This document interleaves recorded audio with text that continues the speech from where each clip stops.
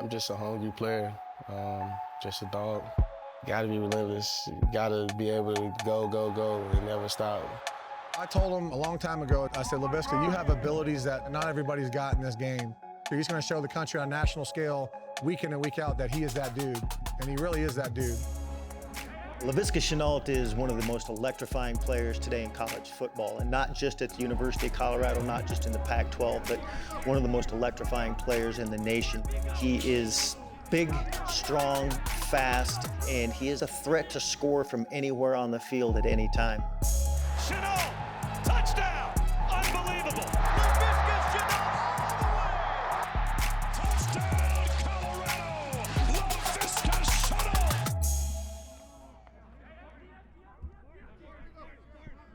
In 2018, Laviska Shenault burst onto the national scene. From a relative unknown, the wide receiver from DeSoto, Texas, became a household name. Wasn't that double team? God. What is it like being Laviska Shenault's mom? Oh, wow. Sometimes I can't believe it.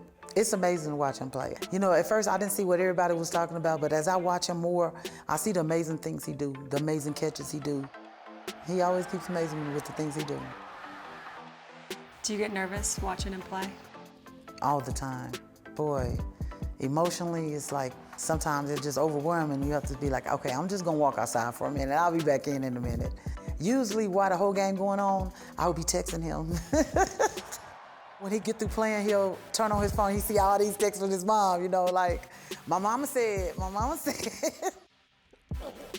Today, Annie Shenault says she's thankful Laviska chose Colorado, but she wasn't always so sure.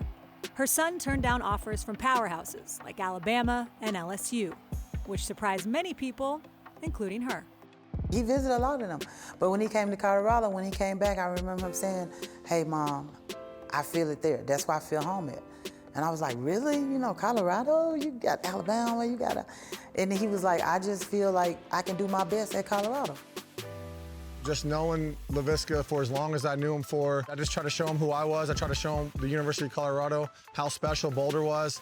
I could tell when he came up and visited, he really enjoyed it. It was different than Dallas. And I think he wanted to do something different.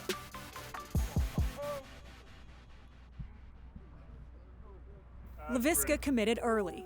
Eventually, his best friend, DeSoto High School teammate Katie Nixon, also chose CU. And the Texas to Colorado pipeline began to crystallize. Welcome to the DeSoto boys, man. Hey, history right here. Now we Colorado boys. Hey, and it's about to get scary. The duo about to go crazy. Real spooky. And we just getting started. Me and Viska connected 6th grade and played football and basketball together. We really didn't get real close until high school. Both of our family struggles really motivate us. We're not blood, but we real brothers. We real tight, basically tell each other everything. A good person to have around, full of energy, fun to be around, and you need that person in your life. KD told us that he feels like you guys are family. Oh, we're definitely family. It's times where I have slept on his floor, it's times where he has slept on my floor. It's times that we have ate at night, it's times that we haven't ate all day. We come from the struggle, man. Like, it was sad, but now it's brighter days ahead, so we just blessed. Let's go now, 2 Live. Turn up, huh? I'm the one that gave Viska his name. That's what some people don't know. He always asked me, bro, what's gonna be my nickname? And I was like, just start saying 2 Live. Everybody gonna catch on sooner or later. And it really just a tradition thing because all the great people that went through DeSoto were number 2. So we just said, hey, I'm gonna be number 1, you be number 2, and let's go back to back the duo. Senior year was probably our best year. We won state, we were 16-0, we was the first ever to win a state football championship at DeSoto. I knew that I wanted to sign those kids. I wanted to sign Katie Nixon, I wanted to sign Laviska Shenault. I wanted those guys in our program because, for one, they're winners, they know how to win, and 2, they know how to compete. We wanted to start that Texas and DeSoto trend, and that's what we're really doing right now, is bringing the whole Texas community with us. The DeSoto duo has now become the trio. Laviska's younger brother, Levante, joined the Buffs in 2019. DeSoto boys, the trio. Levante, Shenault. The GOAT. We're gonna be better than both of us. Levante is gonna be a star. He's not just Viska's brother. He is a very, very good football player. He's going to do some great things here. The little brother, the greatest of them all. His time is coming real soon. The world will know that Laviska Shenault has his own name and he will carry his own weight. So what is it like having both of your boys here in Boulder? Oh, it is the greatest feeling. I'm glad they're at the same school together. Today, the Shenaults are together and thriving. But 10 years ago, the family was nearly torn apart. July 17th, 2009, what does that day represent to you? A whole lot of changes. Just a major change of life. That's what it was. On July 17th, 2009, Annie was driving the family of 8 home from a pool party in Irving, Texas, when she and her husband, Laviska Shenault Jr., decided to switch drivers on the side of the highway. He had on slides, had been swimming, slipped, stumbled. First car hit him, second car took him away, and it all happened just like that, within seconds. Within seconds.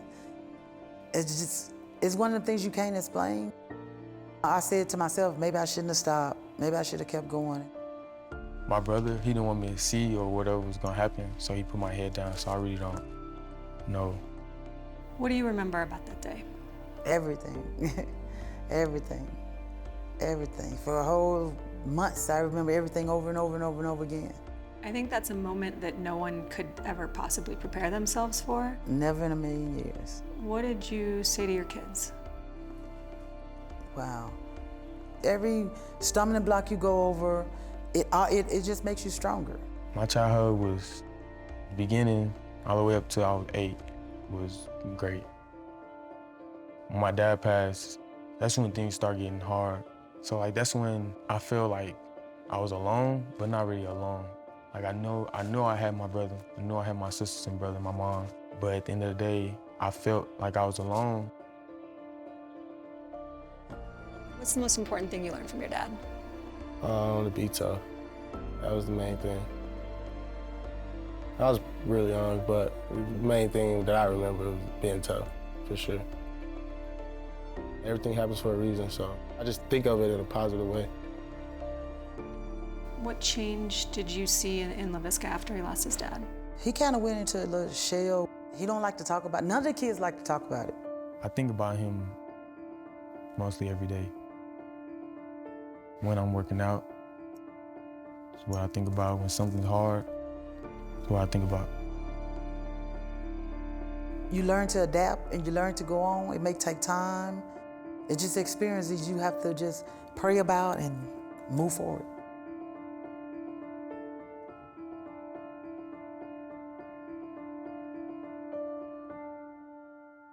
The Shenault family did move forward, but as Laviska Jr. has stayed focused on the future, he also carries with him one constant, growing reminder of his past. When his dad passed away, he made a promise to his mom and to himself that he's gonna grow his hair for his dad. He even quit playing basketball because they told him that he couldn't play basketball unless he cut his hair. And he said he's not gonna do that. Shows the kind of person he is and shows what family means to him. My hair basically represents me. It just means a lot to me. That's his way of representing his pops, What do you think Laviska Sr. would say about the family right now? Oh my God. You don't even know. We wouldn't even be able to hold him. He would be the proudest dad in the world, believe me. He would just be uncontrollable happy. Very uncontrollable happy. If you could tell your dad something right now, what would you want to tell him? I just want to tell him I love him and I'm going to keep pushing hard.